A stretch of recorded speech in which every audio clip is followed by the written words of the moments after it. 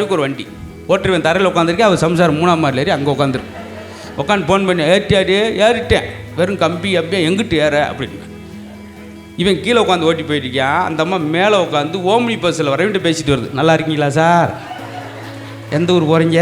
எங்கே உங்கள் வீட்டுக்கு? அந்த கடைக்காம பாரு அப்படின்பாரு. நம்ம திரு முத்து சார் அவர்களுடைய நிகழ்ச்சி டெலிவிஷனில் நிறையா பார்த்துருப்போம். ஆனால் கூட நமக்கு ஒரு சந்தேகம் இருக்கும், அதில் ஏதாவது எடிட் பண்ணியிருப்பாங்களா, கட் பண்ணி போட்டிருப்பாங்களா, இவ்வளோ தொடர்ந்து பேச முடியுமா, தொடர்ந்து எப்படி அப்படியே அருவி மாதிரி அவர் பேசிக்கிட்டே இருப்பார், எப்படி அவரால் முடிகிறது? இன்றைக்கி அந்த அதிசயத்தை நீங்கள் கண்ணால் பார்க்க போகிறீங்க. அது நமக்கு ஒரு சந்தோஷமான லைவ் ப்ரோக்ராம்.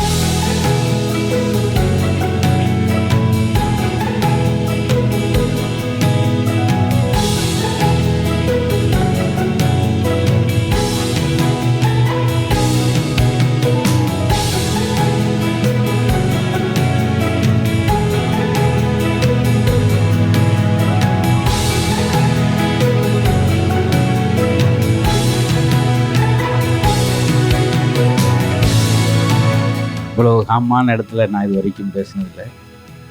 ரொம்ப இந்த இடமே ரம்மியமாக இருக்குது. உள்ளே நுழைவாயில் நுழையும் போதே ஒரு அமைதி சூழ்ந்துருக்கு. இப்படி இடம் கிடைக்கிறதுக்கு தான் எல்லோரும் விரும்புவோம்.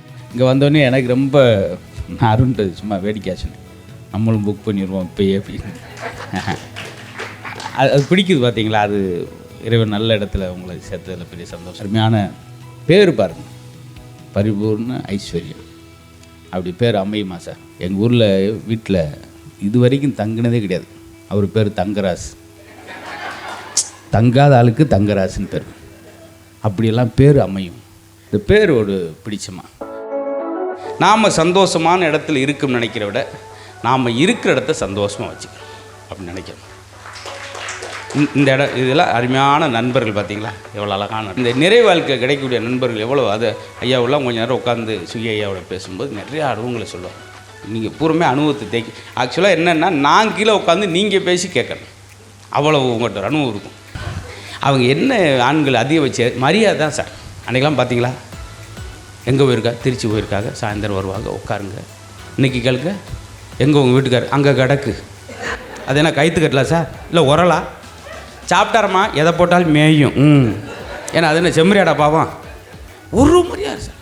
சார் நீங்கள் பெண்கள் அதிகபட்சமாக மிக்சியை வந்து சட்னி அரைக்கிறது பயன்படுத்துகிற விட வீட்டுக்காரர் எழுப்புறதுக்கு தான் பயன்படுத்துகிறாங்க.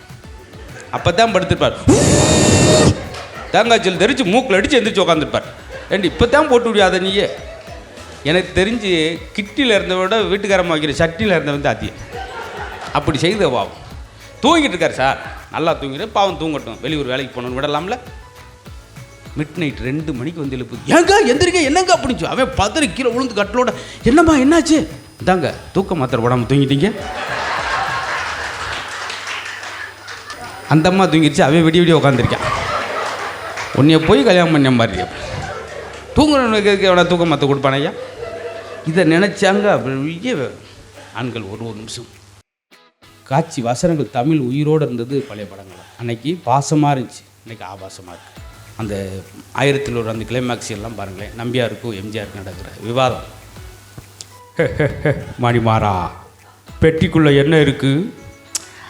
அது உங்கள் சம்மந்தமில்லாத விஷயம். என்னுடைய சொத்து அதுக்குள்ளே இருக்குது.